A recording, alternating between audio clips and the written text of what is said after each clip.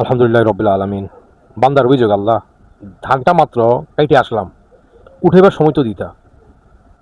তো তাদের অভিযোগ যে আল্লাহ ধান কাটছি, যে এটা অন্তত ঘরে উঠার সুযোগ দিতেন, আর 2 দিন পরে বৃষ্টি দিতেন বা পরের দিন দিতেন। বান্দার মনের আকাঙ্ক্ষা বা অভিযোগ, মনে ক্ষুণ্ণ মনে কষ্ট।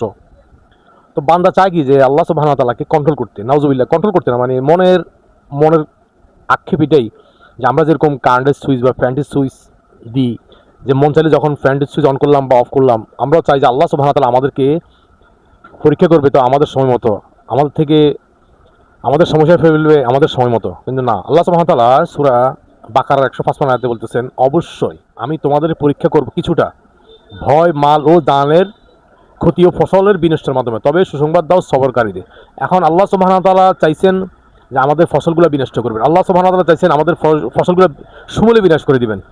আর এতে আমাদেরকে সবর করার জন্য আগেই বলছে, এটা এখন না, 1400 বছর আগের থেকেই বলা আছে। অতএব আমরা যদি সবরকারী হই, তাহলে অবশ্যই আল্লাহ সুবহানাহু ওয়া তাআলা আমাদেরকে ইচ্ছে দ্বিগুণ দিবেন। আর আল্লাহ সুবহানাহু ওয়া তাআলার কাছে এগুলা বাচ্চাদের, এই যে আপনার আমাদের দেশি ভাষা বলে জুলাই বাতি, মানে ছোট বাচ্চাদের খেলনার মতো, যে তারা ছোট ছোট পাতিলে ভাত রান্না করে, বাবা মা ডাকে আসো আসো ঘরে আসো ভাত খেতে আসো, তারা ওই ছোট খেলনা নিয়ে মগ্ন, তাদের কাছে ওইটাই গুরুত্বপূর্ণ। তো তখন পিতামাতা এসে কি করে, লাথি মেরে এগুলা ভেঙে দেয়, যে আসো খানা খেতে আসো। তো আল্লাহ সুবহানাহু ওয়া তাআলার কাছে আমরা যতই ব্যবসা বাণিজ্য চাকরি বাকরিগুলো গুরুত্বপূর্ণ মনে করি, আল্লাহ সুবহানাহু ওয়া তাআলার কাছে ওই খেলনার মতো। যখন আমরা আল্লাহ সুবহানাহু ওয়া তাআলাকে ভুলে যাব, বা আমাদের কাছে আল্লাহর হুকুমের চেয়ে ওই চাকরি বাকরি গুরুত্বপূর্ণ মনে হবে, তখন আল্লাহ সুবহানাহু ওয়া তাআলা আমাদেরকে এরকম হঠাৎ করে পাকড়া করবেন, এইভাবে আমাদেরকে সমূলে বিনাশ করে দিবেন। আর কেউ যদি বুঝে থাকে যে না, এটা আল্লাহ সুবহানাহু ওয়া তাআলার পরীক্ষা, তাহলে আল্লাহ সুবহানাহু ওয়া তাআলা তাকে আরও বেশি দিবেন, সবর করার জন্য দিবেন, এবং তার এই ধৈর্য ধরার জন্য দিবেন। আর যদি কেউ অসন্তুষ্ট হয়, তো সমস্যা তো ফেলছেন, আরও কঠিন সমস্যায় ফেলবেন। তো আমরা আল্লাহকে কন্ট্রোল করবো না, আল্লাহ সুবহানাহু ওয়া তাআলা আমাদেরকে কন্ট্রোল করবেন। আর আমাদের কাজ হচ্ছে ইবাদতে মনোনিবেশ করা, আল্লাহ সুবহানাহু ওয়া তাআলা আমাদেরকে যে অবস্থা রাখে তার শুকরিয়া আদায় করা। আমরা যদি যথাযথ তার শুকরিয়া আদায় করি, তো আল্লাহ সুবহানাহু ওয়া তাআলা আমাদেরকে আরও বাড়িয়ে দিবেন। আমরা অনেকের সাথে কথা বলি বা অনেকে দেখি যে সারাদিন কী শুরু হলো, বৃষ্টি, ফ্যান ফ্যান ঘ্যান ঘ্যান বৃষ্টি।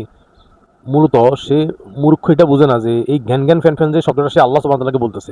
মূলত এই যে আমি একটু একটু বৃষ্টি দিল, আবার বন্ধ করলো, আবার একটু বেশি দিল, মানে তার মনের আক্ষেপ বা তার মনের চাহিদা যে আল্লাহ দিলে একসাথে দিয়ে দাও, নাহলে এসব বাদ দাও, এসব ঘ্যান ঘ্যান ফ্যান ফ্যান ভালো লাগে না। তা তুমি আল্লাহর এটা অর্ডার করতেছো, মানে আল্লাহর কাছে তুমি এটা দাবি করতেছো না, তোমার কথা হবে না, হবে আল্লাহ সুবহানাহু ওয়া তাআলার কথা। উনি মন চাইলে একটু পরে বৃষ্টি দিবেন, একটু পরে রোদ দিবেন, আবার রোদ শুকায় নেবেন।